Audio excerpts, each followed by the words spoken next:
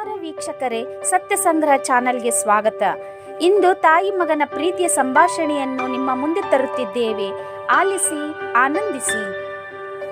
ಏನಮ್ಮ, ಅಂತೂ ಇಂತೂ ಪಂಡ್ರಾಪುರಕ್ಕೆ ಹೋಗಿ ಬಂದೆಲ್ಲ. ದೇವರ ದರ್ಶನ ಚೆನ್ನಾಗೇ ಆಯ್ತಮ್ಮ? ಹೂನಪ್ಪ, ಚೆನ್ನಾಗಿಯೇ ಆಯಿತು. ಯಾವ ಸೇವಾ ಟಿಕೆಟ್ ಇಲ್ಲದೆ ಗರ್ಭಗುಡಿಯಲ್ಲಿ ಪ್ರವೇಶ ಪಡೆದು ಪಾಂಡುರಂಗನ ಪಾದ ಮುಟ್ಟಿ ದರ್ಶನ ಮಾಡ ಭಾಗ್ಯ ಸಿಕ್ತಪ್ಪ. ಇಂತಹ ಭಾಗ್ಯ ಯಾವ ದೇವಸ್ಥಾನದಲ್ಲಿ ಸಿಗುತ್ತೋ? ಹೌದಮ್ಮ, ಚೆನ್ನಾಗೇ ಆಯಿತು. ಆದರೂ ನನಗೊಂದು ಡೌಟ್ ಅಮ್ಮ. ಪಾಂಡುರಂಗನ ಕಿವಿಯಲ್ಲಿ ಮೀನಿನ ಆಭರಣ ಯಾಕಿರ್ತಾವಮ್ಮ? ಓ ಅದಾ, ಈಗಿನ ಕಾಲದಲ್ಲಿ ಜಾತಿ ಮತ ಭೇದ ಇಲ್ಲದೆ ಎಲ್ಲರಿಗೂ ಪಾಂಡುರಂಗನ ದರ್ಶನ ಸಿಗುತ್ತೆ.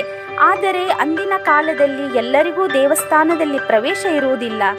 ಒಂದು ದಿನ ಮೀನುಗಾರನಿಗೆ ಪಾಂಡುರಂಗನ ದರ್ಶನ ಮಾಡಬೇಕೆಂದು ಬಯಕೆಯಾಯಿತು.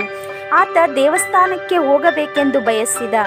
ಆತ ಬಡವ ಆಗಿರುವುದರಿಂದ ಆತನಲ್ಲಿ ದೇವಸ್ಥಾನಕ್ಕೆ ಒಯ್ಯಲು ಏನೂ ಇರುವುದಿಲ್ಲ. ನಾವಾದರೆ ದೇವಸ್ಥಾನಕ್ಕೆ ಹೋಗುವಾಗ ಹಣ್ಣು, ಕಾಯಿ, ಹೂವು, ಪತ್ರೆಗಳನ್ನು ತೆಗೆದುಕೊಂಡು ಹೋಗುತ್ತೇವೆ. ಆತನು ಬರೆ ಕೈಯಲ್ಲಿ ಹೋಗಲಾರದೆ ತನ್ನಲ್ಲಿ ಇರೋ 2 ಮೀನನ್ನು ತೆಗೆದುಕೊಂಡು ಹೋಗುತ್ತಾನೆ. ಮೊದಲೇ ಅಲ್ಲಿರೋ ಅರ್ಚಕರು ಆತನನ್ನು ದೇವಸ್ಥಾನದ ಒಳಗಡೆಯೇ ಬಿಡುವುದಿಲ್ಲ. ಆತನ ಕೈಯಲ್ಲಿ ಇರೋ ಮೀನನ್ನು ನೋಡಿ ತುಂಬ ಹೀಯಾಳಿಸುತ್ತಾರೆ. ಬೇಸರದಿಂದ ಆ ಮೀನುಗಾರ ದೇವಸ್ಥಾನದ ಹೊರಗಡೆಯೇ ನಿಂತು ಪಾಂಡುರಂಗನ ಸ್ಮರಣೆ ಮಾಡುತ್ತಾನೆ. ಆ ಭಕ್ತಿಗೆ ತಕ್ಷಣ ಪಾಂಡುರಂಗ ಪ್ರತ್ಯಕ್ಷನಾಗಿ ಆಶೀರ್ವಾದ ನೀಡಿ, ನೀನು ತಂದಿರೋ ಈ ಮೀನನ್ನು ನಾನು ಸ್ವೀಕರಿಸುತ್ತೇನೆ. ನಿನ್ನ ಈ ನಿಷ್ಕಲ್ಮಶವಾದ ಭಕ್ತಿಗೆ ನಾನು ಮೆಚ್ಚಿದ್ದೇನೆ ಎಂದು ಹೇಳಿ ಆ ಮೀನುಗಳನ್ನು ತನ್ನ ಮಕರ ಕುಂಡಲಗಳನ್ನಾಗಿ ಮಾಡಿಕೊಂಡನು.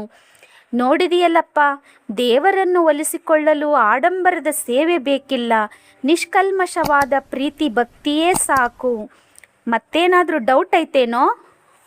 ನೋ ಡೌಟ್ ಅಮ್ಮ. ಅಮ್ಮ ಹೇಳಿದ್ಮೇಲೆ ಡೌಟೇ ಇರಲ್ಲ.